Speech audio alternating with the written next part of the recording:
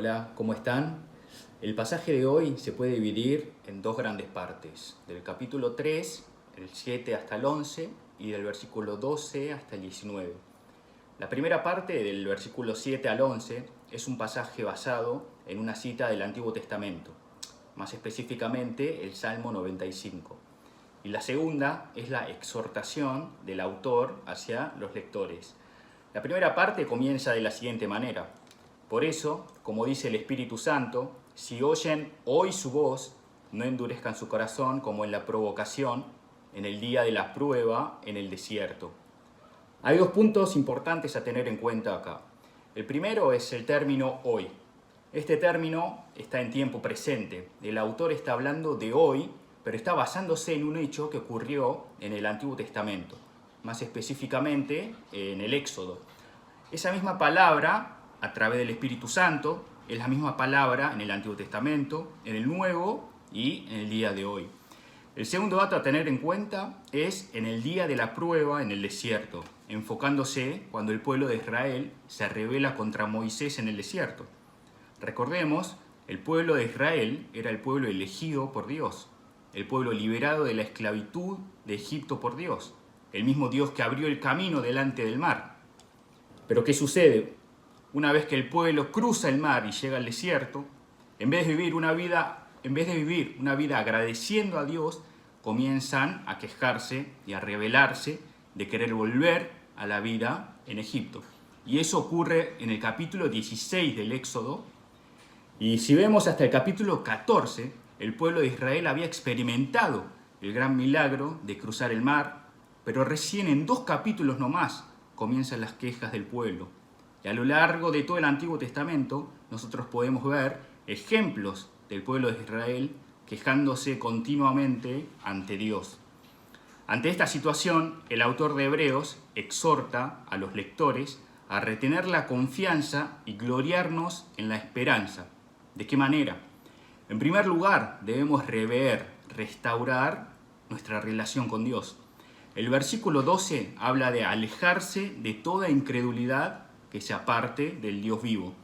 El apartarse acá se refiere al no separarse conscientemente de Dios, sino que desde un momento que desconocemos estamos apartados, separados de Dios. En segundo lugar, en el versículo 13 nos habla de exhortarnos los unos a los otros.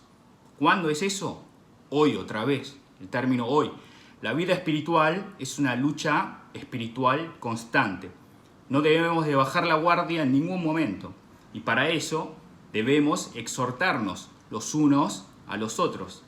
Luego de restaurar mi relación con Dios, debemos ayudarnos mutuamente dentro de la comunidad de fe para no caer en pecado. ¿Quién es esa persona a la que deben exhortar en el día de hoy? Por último, debemos retener el principio de nuestra confianza hasta el final. ¿Qué es ese principio de confianza? El momento en que conocimos a Cristo, su cruz, su muerte, su resurrección y la vida eterna. Ese principio debemos recordarlo y llevarlo hasta el final. ¿Recuerdan cuál fue la 10ª y última plaga de Dios sobre el faraón y sobre Egipto? La muerte de todo primogénito, o más bien como lo conocemos como la Pascua. Pero a quien pintara las puertas de la casa con la sangre del cordero, Dios pasaba de largo como una señal para la salvación.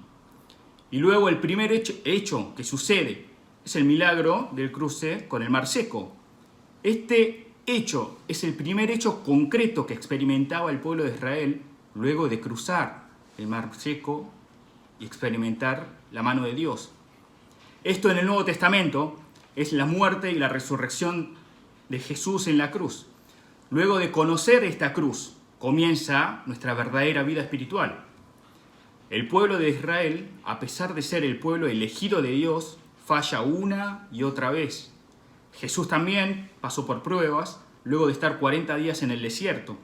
Pero a diferencia del pueblo de Israel, Jesús supera todas las pruebas mediante la palabra. Debemos recordar, agradecer y seguir a Jesús, quien superó toda prueba y venció el pecado. Los animo en este nuevo comienzo de semana y los exhorto a vivir una vida como la de Jesús en sus respectivas vidas, en cada área de la vida. debemos restaurar primero nuestra relación con Dios. En segundo lugar, debemos exhortarnos los unos a los otros para no caer en pecado dentro de nuestra comunidad de fe. Y por último, debemos retener la cruz hasta el final. Amén. Dios los bendiga en este nuevo comienzo de semana.